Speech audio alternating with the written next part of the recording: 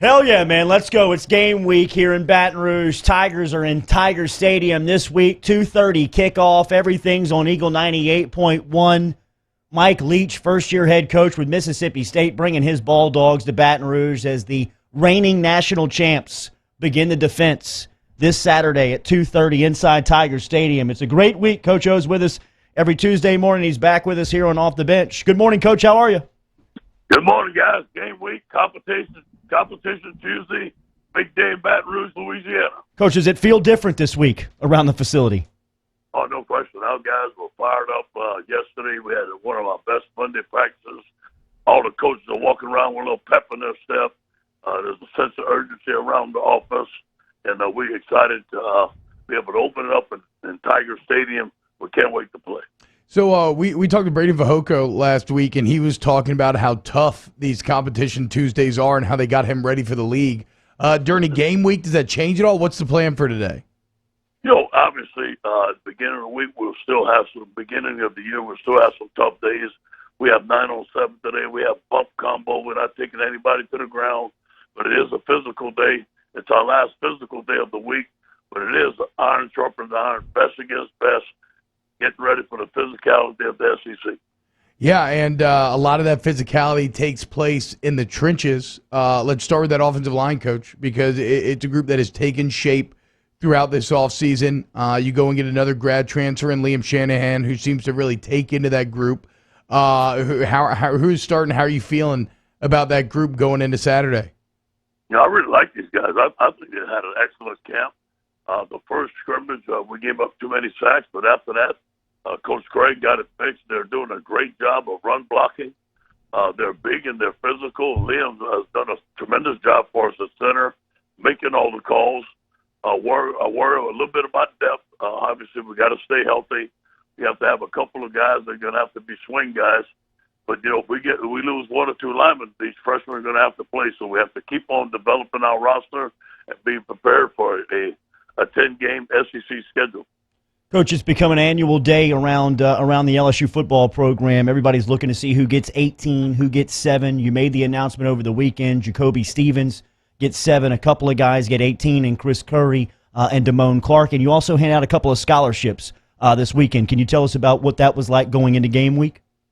Well, I'll tell you, Friday after our preseason game, we went into the locker room, and we were presented those numbers, and we were presented those scholarships, and it was magic in that locker room. I felt that it was the closest our team had been together. This team, you can feel the energy. You can feel everybody pulling on the same side of the rope.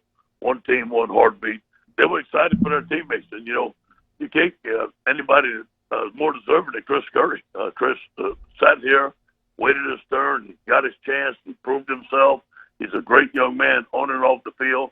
So is Damone Clark. There was a lot of guys that were deserving, but we thought those two guys were most deserving. And we wanted to give Jacoby number 7. He's an excellent football player. We expected him to have a great year. He's a great team leader for us.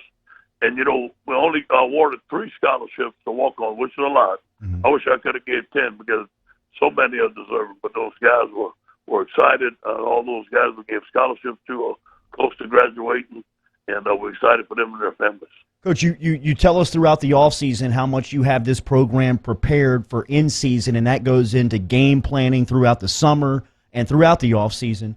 Can you take us behind the scenes and what it was like getting prepared for a Mississippi State team that's going to have a new quarterback and a new coach going into Saturday? Yeah, check this out. Because of the COVID, we weren't out in spring ball, so we were able to game plan every team that we were going to play on the original schedule.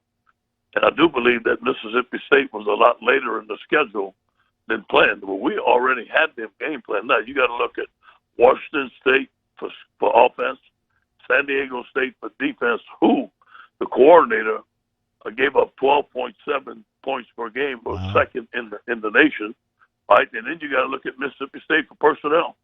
So there's 3 different universities that we had to break down 12 games to get all the reports that we wanted to. I got to give credit to our coaching staff that they've done a very good job of game planning.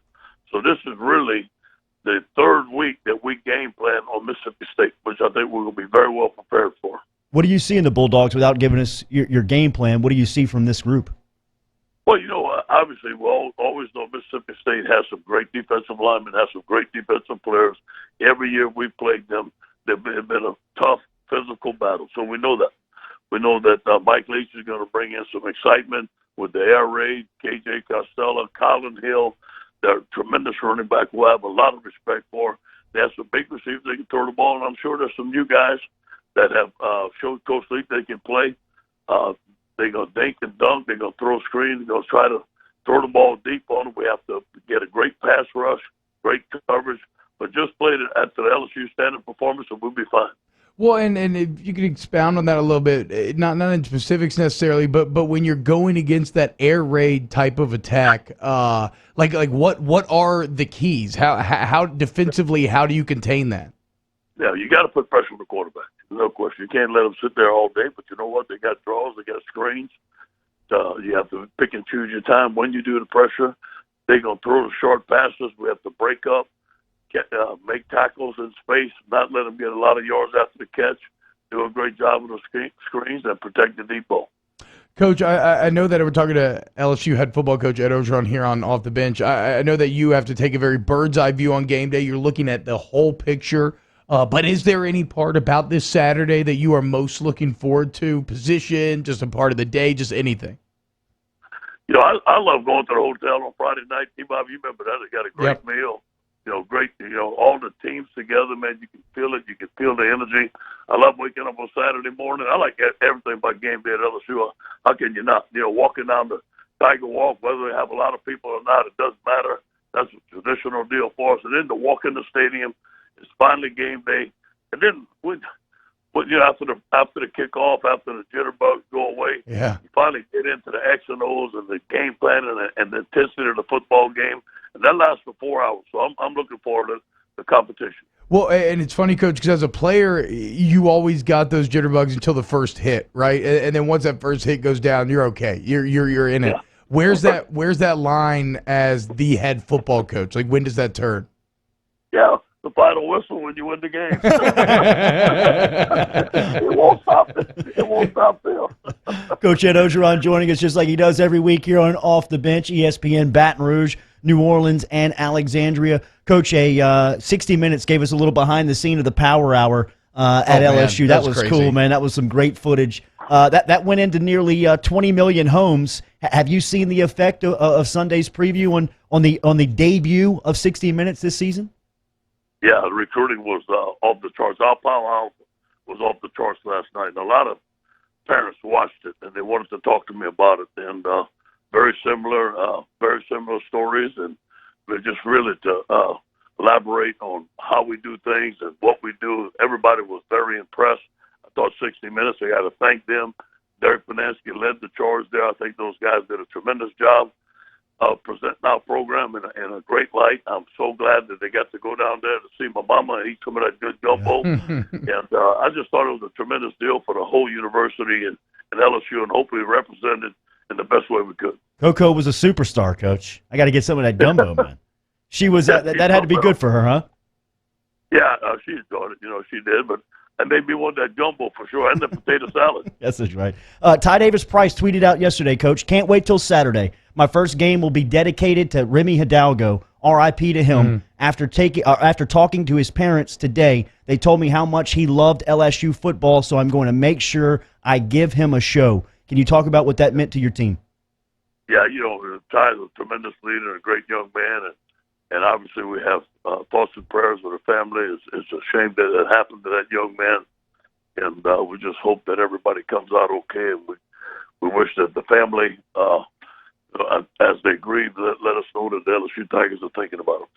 Yeah, no easy transition out of this, and those thoughts obviously echoed by Off the Bench as well, so we'll just get right into it. Coach, Jordy earlier mentioned handing out those number 18s.